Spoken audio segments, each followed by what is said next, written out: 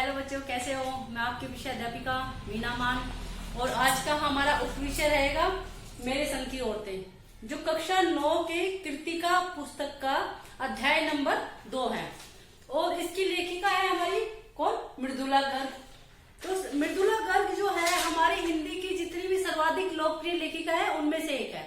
और इनका जन्म 25 अक्टूबर 1925 को हुआ था। और इनकी जो मतलब इन्होंने बहुत अद्भुत अद्भुत रचनाएं लिखी है, जैसे कि कंठ गुलाब है, चित कोबरा है, मेरे हिस्से की धूप है, मैं और मैं, इस तरह की बहुत सी रचनाएं मृदुला गर्ग ने लिखी है। तो हम अभी जो पढ़ने जा रहे हैं उनके द्वारा लिखा हुआ है, इसको हम बोल सकते हैं संस्मरण। हम इसको संस्मरण क्यों बोलेंगे? हम इसको संस्मरण इसलिए बोलेंगे कि देखो पाठ का नाम है मेरे संग की औरतें।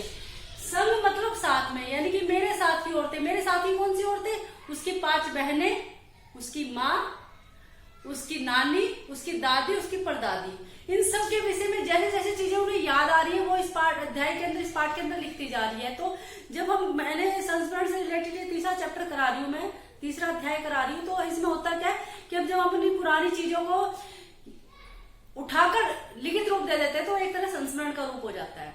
तो इसमें लेखिका क्या कहती है? इसमें लेखिका पाठ की शुरुआत ही अपनी नानी के साथ करती है। लेखिका कहती है कि मेरी नानी जो है उनका विवाह बहुत ही छोटी उम्र में हो गया था और वो एक अनपढ़ और पारंपरिक और पर्दानसी औरत थी। पर्दानसी का मतलब क्या होता है कि पर्दा करना, जो कि भैया हमारे हिंदुस्तान में क्या है, आजादी से पूर्व की बातें हो रही है। तो उस समय क्या था कि जितने भी मर्द है परिवार के, यहाँ तक कि अपने पति से भी महिलाएं क्या पर्दा करती थी।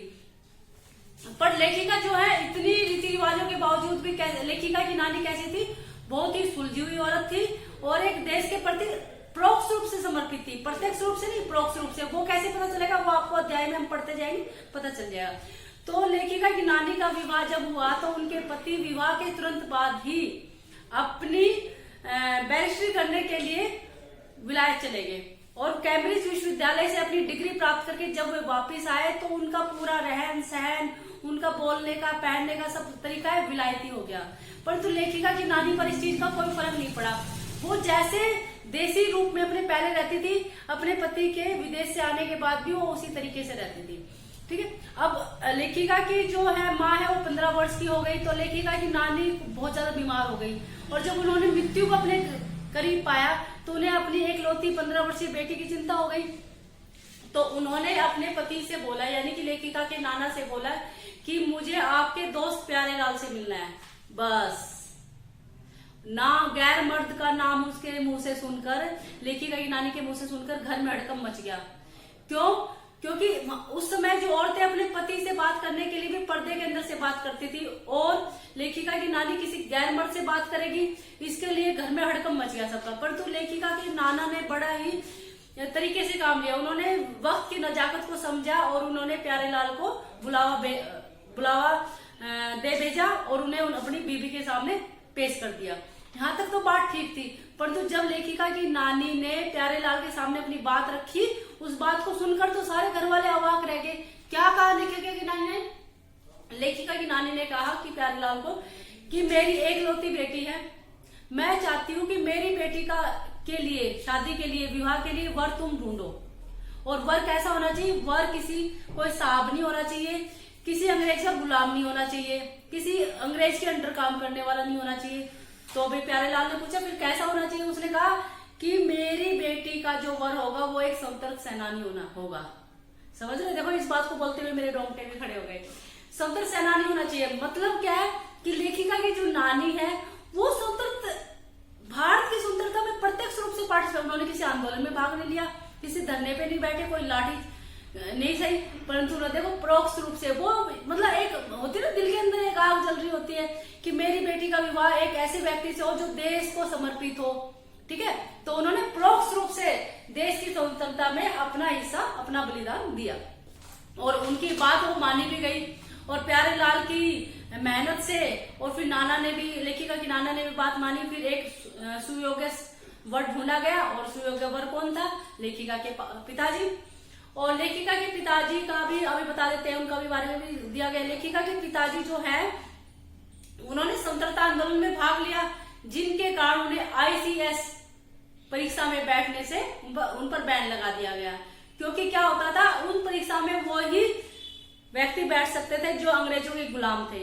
और लेखिका के पिताजी तो स्वतंत्रता आंदोलन में भाग ले रहे थे, इसकी वजह से जब उनको इम्तिहान देने की स्वीकृति प्राप्त नहीं हुई। ठीक है, इस तरह से फिर लेखिका अपनी माँ के बारे में बताती है। लेखिका कहती है कि मेरी माँ जो है औरों की माँ की तरह नहीं थी, यानी कि ना तो उनके अंदर ममता में व्यवहार था उनका कि मैं अपने बच्चों को खिलाऊं, अपने बच्चों को तैयार करूं, अपने बच्चों से पूछूं, ऐसा कोई व्यवहार उनका नहीं था। दूसरी महिलाओं की तरह वो ओपन भी नहीं थी, वो अपनी चीजों को अपनी तरीके से निपटाती थी। और लेखिका की माँ का घर में रुतबा भी चलता था। रुतबा चलेगा क्यों नहीं, क्योंकि लेखिका की जो नाना थे वो साहब थे, तो लेखिका की माँ क्या हुई, साहब की बेटी हुई। तो उनसे घर पे कोई भी ठोस वर्क कराया नहीं जाता था, उनकी हर बात मानी जाती थी। वो लेखिका जो है, वो लेखिका की जो माँ है वो पुस्तक पढ़ने में, संगीत को सुनने में, स्वाध्याय में बहुत यकीन रखती थी। ठीक है, वो ज्यादातर बीमार रहती थी, अपने सारे कार्य वो बेड पर ही रह के करती थी। और वो खादी की धोतियां पहनती थी। उनको शुरू में कमजोर थी तो खादी की धोतियां पहननी नहीं आती थी, और रातों रात उसकी प्रैक्टिस करती थी ताकि अगले दिन मुझे किसी शर्मिंदगी का सामना ना करना पड़े। पर लेखिका की माँ की दो महत्वपूर्ण विशेषता थी। बच्चों जो आपका पार्ट है उसमें ये पूछा भी गया है क्वेश्चन कि लेखिका की माँ की कौन कौन सी विशेषता थी। ठीक है, तो लेखिका की माँ की दो महत्वपूर्ण विशेषता थी। पहली विशेषता जो थी वो ये थी, वो कभी झूठ नहीं बोलती थी, जिसके कारण उसके घर में आदर सत्कार होता था। और दूसरी विशेषता, अगर वो किसी की बाहर वाले की कोई गुप्त बात सुनती थी तो उस गुप्त बात को गोपनीय ही बनाकर रखती थी, उसको किसी आदमी के सामने लीक नहीं करती थी, और इसके कारण उसका बाहर भी सम्मान किया जाता था। ठीक है, तो इस तरह से लेखिका कहती है कि हमारी माँ ने हमें कभी भी ममता में व्यवहार नहीं किया, परंतु जो काम करने का वो करती थी। और मेरी माता जी को छोड़कर, यानी कि मेरी माँ को छोड़कर घर में जितने भी हमारे दादी परदादियां होती थी वो हमारी सेवा भाव में मुस्तैद रहती थी। यहाँ तक कि हमारे पिताजी भी कई बार हमारे माँ वाले काम कर देते हैं। इस तरह से ये इनकी माँ का था कि इनकी माँ किस प्रकार थी, झूठ वो बोलती नहीं थी, बातों को यहाँ से वहां तक वो गोपनीय बातों को लीक नहीं करती थी, संगीत सुनती थी, किताबें पढ़ती थी, लाइब्रेरी में अपना जीवन यापन करती थी, खादी की साड़ियां पहनती थी। और सबसे बड़ी बात है, घर पर कोई भी कार्य होता था तो वो लेखिका की माँ का सलाह मशवरा जरूर लिया जाता था। और अगर जो बात कह देती थी वो घर में पत्थर की लकीर होती थी कि लेखिका की माँ जो बात कह देती थी ना वो बात घर में मान्य रहती थी। ठीक है, इसके बाद आती है लेखिका अपनी परदादी पर। तो देखो, जब पूरा परिवार लीक से हटता था तो परदादी कैसे लीक से हटता? देखो, जब लेखिका की माँ गर्भवती हुई तो परदादी पहुंच गई मंदिर। और क्या करने पहुंची? मंदिर जाकर वो भगवान के चरणों में अपना माथा टेक के कहती है कि हे भगवान, मेरे घर में कन्या ही जन्म ले। और यहाँ तक कि लेखिका की परदादी ने ये बात अपने तक और भगवान तक नहीं रखी, उसने पूरे गांव में फैला दी कि मैं चाहती हूँ कि मेरे घर में पहली कन्या पैदा हो। और भैया इस चीज का भी बवंडर हो गया। क्यों? क्योंकि हर व्यक्ति चाहता है कि मेरे घर की में पहला पोता हो या लड़का पैदा हो, कोई नहीं चाहता लड़की पैदा हो। परंतु लीक से हटकर देखो उस समय, ठीक है, उस समय लीक से हटकर उसकी परदादी ने ये मांगी और भगवान ने उसकी ऐसी सुनी कि एक नहीं, दो नहीं, 5 कन्याओं ने जन्म लिया। तो मृदुला गर्ग की 5 बहनें हुई और एक भाई हुआ 6 नंबर का राजीव। तो इस तरह, और उसकी परदादी की एक बात और है, बात और बता देती जो उन्होंने पाठ के अंदर बताया है कि एक बार घर में नुक्कड़ पर ही किसी का विवाह था, तो जितने भी घर के मर्द थे वो सब बारात में गए हुए थे और क्या नाम है, घर की महिलाएं रथ जगह कर रही थी। तो लेखिका की जो परदादी है वो अंदर वाले कमरे में जाकर लौट गई, सो गई आराम करने के लिए, मुझे चैन की नींद आ जाएगी अंदर जाके। उसी टाइम एक चोर ने सेंध मार दी घर में। उसने सोचा सब तो भैया लेडीज तो रत जगह कर रही है और पुरुष जितने भी है मर्द वो अपराध में गए हुए हैं, तू अपना काम कर ले इसमें। तो जैसे वो अंदर गया, अब भैया परदादी तो बूढ़ी औरत थी, उसका थोड़ी सी आहट से उसकी नींद उठ गई। उसने पूछा कौन? तो चोर कहता है कि मैं। तो कहती मैं कौन? तो कहता है कि मैं चोर। वो कहता है चल ठीक है, तू जैसा भी है ये लोटा ले, पानी खत्म हो, पानी भर के ला दे कुएं से। अब चोर मना कैसे करे? तो चोर पानी लेने गए, वहां चौकीदार ने उसको पकड़ लिया। चौकीदार और चोर दोनों आए। उसकी परदादी ने, लेखिका की परदादी ने आधा पानी खुद पिया, आधा पानी चोर को पिला दिया और फिर कहा कि तूने मेरा जूठा पानी पी लिया, अब हम माँ बेटे बन गए, अब तेरी मर्जी है कि तू जिंदगी में चोरी करेगा कि जिंदगी में तू कमा खा के खाएगा, यानी खेती करेगा। और चोर का मतलब ऐसा व्यवहार चेंज कर दिया कि चोर ने चोरी छोड़ दी और वहां से खेती करनी शुरू कर दी और खेती करके परिश्रम करके अपना जीवन यापन करने शुरू कर दिया।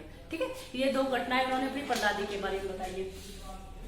फिर इसके बाद लेखिका कहती कि 15 अगस्त 1947 में जब हमारा देश आजाद हुआ तो उस समय मैं 9 वर्ष की थी और उस समय एक टाइफाइड नामक बीमारी चली हुई थी जानलेवा, और मैं उसकी शिकार हो गई।